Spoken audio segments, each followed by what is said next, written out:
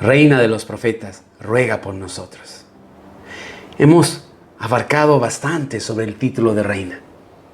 Ahora tratemos de desarrollar un poco lo que se nos presenta hoy, reina de los profetas.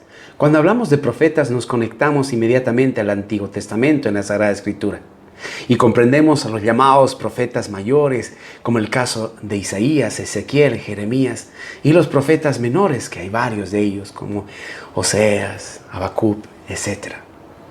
Entonces, cuando hablamos de profeta, ¿qué es lo primero que viene a nuestra mente? ¿Qué es lo que tenemos que recordar? Que el profeta es aquel que anuncia el mensaje de Dios. Es el que proclama el mensaje de Dios. Todos los profetas en el Antiguo Testamento proclamaban la palabra, anunciaban, lanzaban profecía, es decir, aquello que el Señor les entregaba, ellos comunicaban a los demás. Y por eso los falsos profetas son aquellos que se inventan, aquellos que dicen cosas pero que no provienen de Dios. Y por eso el Señor también anuncia una advertencia con aquellos que no obedecen la proclamación, la revelación que es enviada por Dios y que no es un invento humano. Pero eso no es solamente la única función que cumplen los profetas. Los profetas también, todos ellos, denuncian, muestran los errores, las dificultades, la infidelidad, el haberse apartado de Dios por parte del pueblo de Israel y sus autoridades. Y por eso muchos de ellos son perseguidos. Y de ahí la palabra, ¿no es cierto?, que el profeta tiene suerte de profeta, porque la mayor cantidad de profetas fueron asesinados, fueron lastimados, golpeados, heridos. Porque, por supuesto, su mensaje no era simplemente un mensaje otra vez de anunciar lo que el Señor quería, sino de denunciar aquello que estaba en contradicción de la voluntad de Dios. Entonces, cuando hablamos de estos profetas y hablamos de María, reina de los profetas, tenemos nuevamente que servirnos de la moneda que tiene dos caras. Por una parte, estamos diciendo que María cumple también un rol profético maravilloso. ¿Cómo no? Ella también anuncia con sus palabras, anuncia con su vida, anuncia con su fe, su obediencia, el mensaje de la salvación. Ella se convierte en arca de la alianza, de llevar la palabra de Dios. Entonces su vida es una expresión. Y esto lo podemos encontrar también en cada momento en que María dice algo. Ejemplo, en el momento de la anunciación vemos esta expresión, esta respuesta que Dios busca a lo largo de la historia de salvación de todos sus hijos.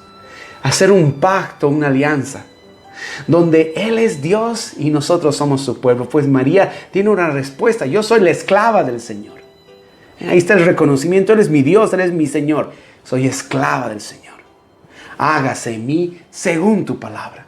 La palabra de Dios, la que gobierna la vida de la Virgen Santísima. Entonces, ahí está una expresión. Las profecías, los profetas buscan que el pueblo enderece sus caminos. Que recuerde que todo viene de Dios, que el mensaje de Dios es para que podamos retornar a la fidelidad. Oseas, por ejemplo, que muestra cómo a través del signo de casarse con una prostituta, muestra cómo Dios está recibiendo esta infidelidad por parte de su pueblo al deseo de caminar juntos, de vivir una alianza perfecta. Entonces, nuevamente, ven, la Virgen María, en cambio, es un signo profético en sí, porque ella muestra que ella es la fiel, eternamente fiel. Ella no se aparta de Dios, sino que la palabra de Dios se cumple en ella. Pero también encontramos otro momento donde María Santísima lanza una oración. Y en esa oración vemos las dos dimensiones de la actitud y el mensaje de un profeta. Primero anuncia, ¿no?, que Dios es Salvador, que Dios es fiel, que Dios es misericordioso, que Él derrama su poder, que es Él el que obra grandes cosas.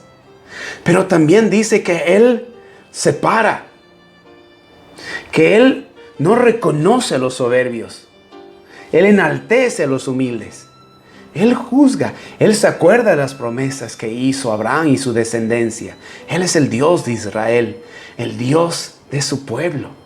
Entonces vemos cómo en el Magnificat María anuncia y denuncia todo aquello que va contra Dios en una oración. Otro momento en que habla María, hagan lo que Él les diga, como en la expresión sublime de que todo aquel que es profeta debe siempre dirigir a Dios. ¿Ven? Entonces María no solamente tiene en ella, como todos los creyentes, esta función de ser profetas, de anunciar la palabra y denunciar lo que está en contra de la palabra. Ahí está también esa actitud de ella que está acompañando todo lo que los profetas quisieron. Hay un texto bíblico que dice, ¿no es cierto? ¿Cuántos hubieran querido ver lo que ustedes ven? Dice Jesús. Bueno, no solamente María vio, sino María mejor que cualquiera y en forma sublime, más que cualquier creyente en toda la historia, ha tenido esta cercanía y tiene esta cercanía con Jesucristo, el Salvador, el Redentor, el Verbo de Dios hecho carne. Entonces, si un profeta se relaciona con la palabra, ¿cuánto más podemos decir que María es reina de los profetas? Porque ella abarca en forma sublime la tarea de un profeta y porque todos los profetas, de una u otra manera, también volcaron su mirada hacia ella.